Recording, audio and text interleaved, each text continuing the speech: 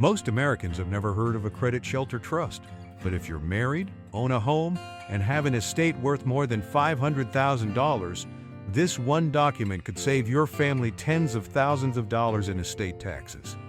And in 2026, it may matter more than it ever has. Here's why. The federal estate tax exemption, the amount you can pass to your heirs tax-free, is currently set around $13 million per person. But that number is scheduled to be cut nearly in half in 2026, when the Tax Cuts and Jobs Act expires. If Congress doesn't act, the exemption drops to roughly $7 million per person. For married couples, that means a combined exemption dropping from $27 million to around $14 million. If your estate exceeds that, your family pays estate tax on everything above it, at a rate of up to 40%. A credit shelter trust is specifically designed to protect against exactly that. Today we explain what a credit shelter trust is, how it works, who needs one, and whether your family should have one set up before 2026. What exactly is a credit shelter trust? A credit shelter trust, also called a bypass trust or an AB trust, is an estate planning tool used by married couples to maximize the amount they can pass to their heirs tax-free. Here's the basic concept. Every American has a federal estate tax exemption, an amount they can leave to their heirs without triggering estate tax. In 2025, that amount is $13 million per person. Without planning, when the first spouse dies, their unused exemption can be transferred to the surviving spouse through a process called portability. That sounds simple, and for most families it is. But portability has a problem. It requires filing a federal estate tax return within 9 months of death to claim it. Many families miss this deadline and lose the exemption entirely. A credit shelter trust solves this automatically. When the first spouse dies, their assets, up to the exemption amount, flow into the credit shelter trust instead of directly to the surviving spouse. Those assets are locked in at today's exemption level, protected from future estate tax, and available to benefit the surviving spouse during their lifetime. When the surviving spouse eventually passes away, the assets in the credit shelter trust pass to the children completely estate tax-free, no matter how much they've grown in value. A simple example. Husband and wife have a combined estate of $15 million. Husband passes away first. Without a credit shelter trust, everything passes to the wife. Her estate is now $15 million. If the exemption has dropped to $7 million, her estate owes federal estate tax on $8 million.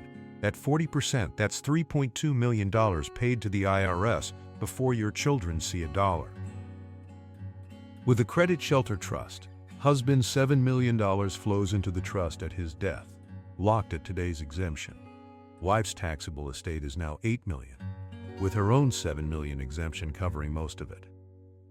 Tax bill drops dramatically or disappears entirely. That is the power of a credit shelter trust.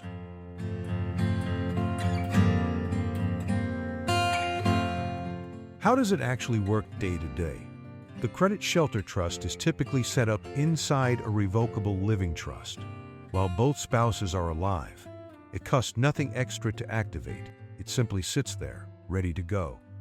When the first spouse passes away, the estate is divided into two parts. Part A, called the marital trust or survivor's trust, holds the surviving spouse's share of the assets. The surviving spouse has full control over this portion. Part B, the credit shelter trust or bypass trust, holds the deceased spouse's assets up to the exemption amount. The surviving spouse can benefit from this trust, receiving income, and in some cases accessing the principal for health, education, maintenance, and support. But they do not own it outright. Because the surviving spouse doesn't own the credit shelter trust assets, those assets are not included in their taxable estate when they die. They bypass estate tax entirely, hence the name bypass trust. The children or other named beneficiaries then inherit everything in the credit shelter trust completely free of federal estate tax, regardless of how much those assets have grown. What about state estate taxes? This is important. 12 states plus Washington, D.C. have their own separate estate taxes, with much lower exemptions than the federal level. States like Massachusetts and Oregon have exemptions as low as $1 million. If you live in one of these states, a credit shelter trust becomes relevant at a much lower estate value than the federal threshold. A $1.5 million estate in Massachusetts could face significant state estate tax without proper planning. Always check your state's specific rules, or consult an estate planning attorney in your state. Does your family actually need a credit shelter trust? Ask yourself these 5 questions. 1. Are you married? A credit shelter trust is specifically designed for married couples. If you're single, this is not the right tool for you. 2. Is your combined estate over $1 million? If you own a home, have retirement accounts, and have savings, you may be closer to this number than you think. Add up your home value, all accounts, life insurance, death benefits, and any other assets. 3. Do you live in a state with its own estate tax? If yes, the relevant threshold may be as low as $1 million, making a credit shelter trust relevant for many middle-class families. 4. Are you concerned about the 2026 exemption change? If the Tax Cuts and Jobs Act expires as scheduled, the federal exemption drops significantly. Families with estates between $7 and $13 million could go from zero estate tax exposure to a significant bill overnight.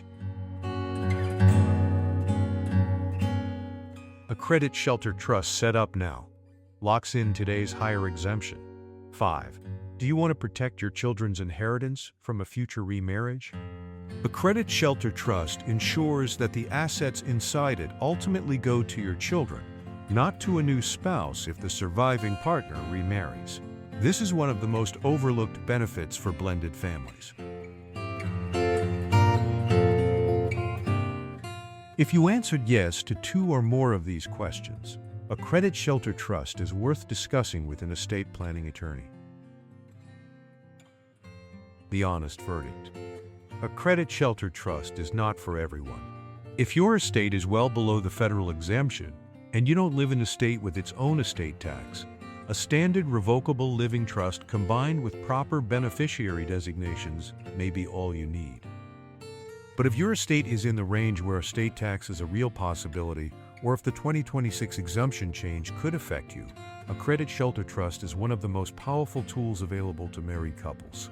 The cost to set one up is built into a comprehensive estate plan, typically $2,000 to $5,000 with an experienced estate planning attorney. Compare that to a potential estate tax bill in the hundreds of thousands. The math is straightforward.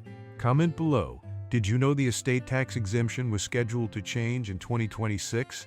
Let us know where you are in your estate planning journey. We read every comment.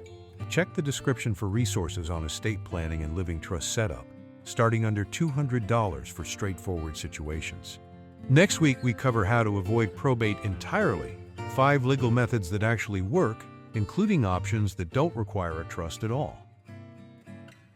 If this video helped you, like it and subscribe. Every week, we break down estate planning, trusts, and probate in plain English, so your family doesn't pay the price for not knowing. I'll see you in the next one.